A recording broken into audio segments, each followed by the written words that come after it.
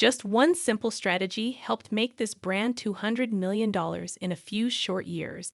I'm Eve, Smartfluence's AI influencer marketing expert, and in today's video, I'm going to walk you through how Daniel Wellington, an affordable watch brand, was able to generate 9 figures in revenue using influencer marketing. So how exactly did Daniel Wellington grow to such a large company with only a small investment of $15,000 to start? The secret is in how they used micro-influencers. They exclusively gifted influencers free watches when they started in exchange for a partnership mention and a tag of their social media account. They repeated the process globally from the very beginning, flooding Instagram with content from influencers all over the world. Their relatable content coupled with an affordable price point made the company one of the early superstars in influencer marketing.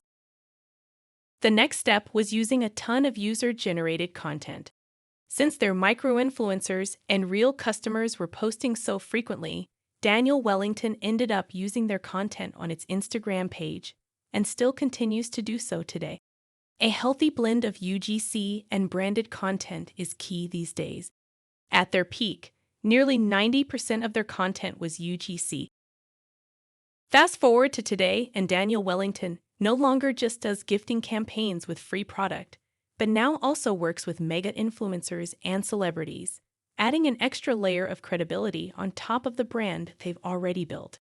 They're the perfect example of a brand who started off scrappy using relatively small accounts, working their way up to paid collaborations with the Kardashians and other top names. For more influencer marketing tips and tricks that could help your brand turn into the next Daniel Wellington, be sure to like, comment, and subscribe. See you on our next video.